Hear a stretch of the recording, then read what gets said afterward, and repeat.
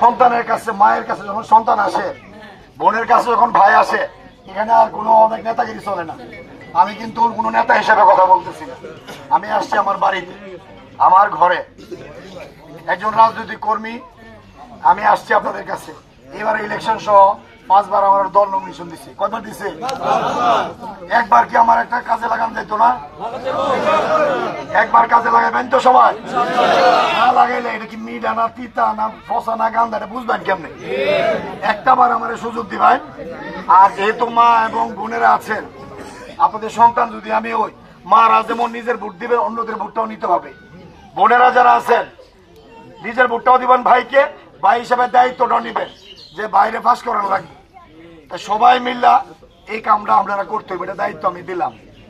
আপনাদের অত্যন্ত গর্বের ধন খালেদা জিয়া, আপনারা সবাই গর্ব করতেন যে আমাদের নারী জাতির একজন গর্ব। আল্লাহ তাকে নিয়ে গেছে, আমরা সবাই দোয়া করি আল্লাহ যেন উনাকে জান্নাতবাসী করেন।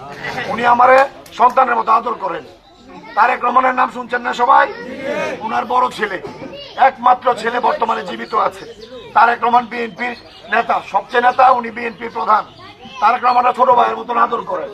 আপনারা সবাই যদি আমার কাজে লাগান, আমি তারেক রহমানকে বইলা কই যে কথাগুলো কইছে, এই যে সাদেকপুর যাইতে রাস্তা লাগবো, আরো বিভিন্ন দাবি দেওয়ার কথা, প্রত্যেকটা কাজ সম্ভব যদি আমার একবার কাজে লাগান। আর আপনাদের সবার কাছে আমি বলি, আমার বাবার নাম শুনছেন হাজী মোহাম্মদ সিদ্দিক মিয়া। এই এলাকার সাদেকপুর ইউনিয়নের আমার গ্রাম মনে করি, আমার নিজের বাড়ি মনে করি। আপনারা সবাই এভাবে আমারে মনে করবেন যে আপনাদের সন্তান।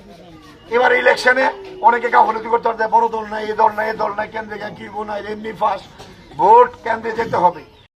বিএনপি আপনাদের জন্য কি করব? ভোট তো দিবেন। আমার নেতা তারেক রহমান সাহেব ইতিমধ্যে ঘোষণা করেছেন, আপনারা যারা মা বোনরা আছেন, আপনারা সংসার চালান, আপনারা স্বামী রোজগার করে আপনাদের হাতে টাকাটা দেয়। অনেক মা বোনও আছেন নিজেরাও কিছু রোজগার করেন।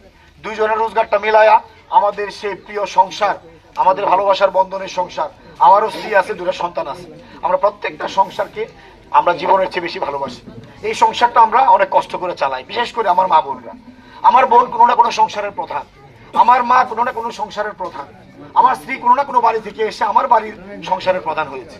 অতএব আমরা নারীদের উপর আমরা এই দায়িত্বটা দিই, ওনারা সংসারটা চালায়। মন্দিরের পুরোহিত যারা আছেন, প্রত্যেকটা প্যাগোডার, প্রত্যেকটা যে বৌদ্ধদের উপাসনালয় আছে, খ্রিস্টানদের উপাসনালয় আছে, তাদের যে মেইন ব্যক্তিত্ব থাকেন, প্রধান থাকেন, তাদেরকেও এই প্রতি মাসে অনুদানটা, সম্মানী ভাতাটা দেওয়া হবে। বিশেষ উৎসবের দিনে মুসলমানদের 2টি ঈদ আছে, কোরবান ঈদ, রোজার ঈদ, সেখানে তারা বোনাস পাবে। হিন্দুদের বড়দিন, হিন্দুদের দুর্গাপূজায় তাদের বড় উৎসব, সেখানে বোনাস পাবে। খ্রিস্টানদের বড়দিন 25শে ডিসেম্বর, সেখানে তারা বোনাস পাবে। মাসে একটা অনুদানের পাশাপাশি আমরা চাই প্রত্যেকটা মানুষকে, গ্রামীণ প্রান্তিক মানুষগুলোকে আমরা আগামী দিনে স্বাবলম্বী করতে। আমরা চাই, এই পর্যন্ত সরকার গেছে, সরকার আসছে, এমপি গেছে, এমপি হয়েছে, অনেক কিছু পরিবর্তন হয়েছে। আসলে গ্রামীণ অবকাঠামো, গ্রামীণ মানুষগুলোকে আমরা উন্নত করতে পারিনি। আমরা প্রায় আগামী 5 বছরে 25 কোটি গাছ লাগাবো। এই বাংলাদেশের ইয়াং যুবক আছেন, যারা জুলাই অভ্যুত্থানের মূল চেতনার ব্যক্তিত্ব ছিলেন, যাদের নেতৃত্বে আমরা রাজনৈতিক শক্তি পিছনে থেকে এই স্বৈরাচারকে পতন ঘটিয়েছি।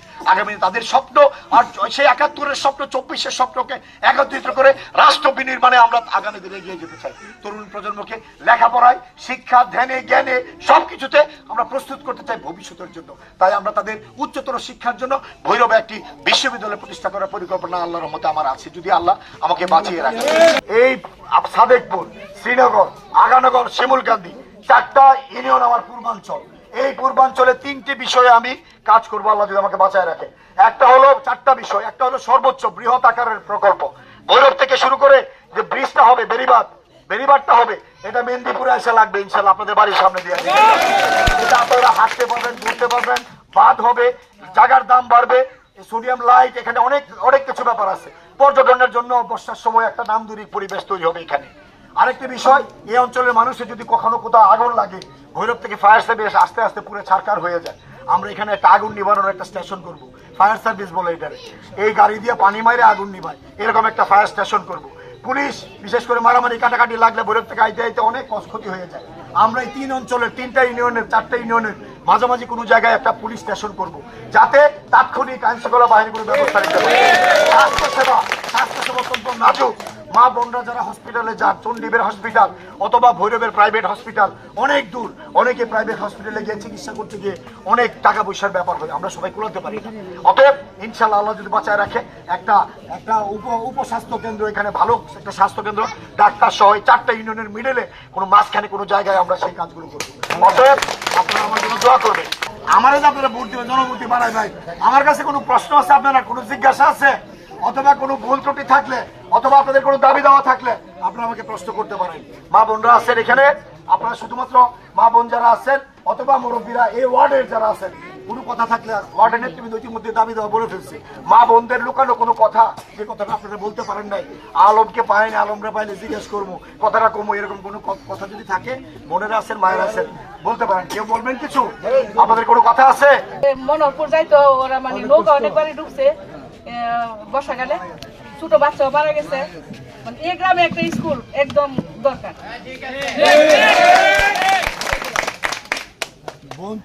তাহমিনাকে ধন্যবাদ, সে বলছে ইনশাআল্লাহ। আমি জানি না স্কুলটা কত দূরে, আরেকটা প্রাইমারি স্কুল আছে আশেপাশে, এটা নিয়ম নীতির ব্যাপার আছে। যদি আইনের কাঠামোতে পড়ে, সর্বোচ্চ ভাবে আইনকে সেদিক সেদিক করে হলে, আমি যদি সুযোগ পাই ইনশাআল্লাহ আমি চেষ্টা করবো এখানে একটা স্কুল আল্লাহ। তাহলে কি করতে হবে? ভোট দেওয়ার লাগবে। আচ্ছা, সকালে ভোট তো 12টার সময় যাবেন না কটার সময় যাবে? 10টায় গেলে হইব?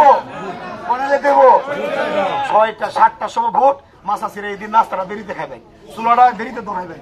আগে 7:30টার আগে 7টায় লাইনটা ধরে ভুট্টা দিয়ে আইসা চুলা ধরাইবেন, এরপর হুটকি ভিড়া, শীতল ভিড়া, সোনা ভিড়া, সই ভিড়া সব বাড়াইবেন, গোল ভিড়া।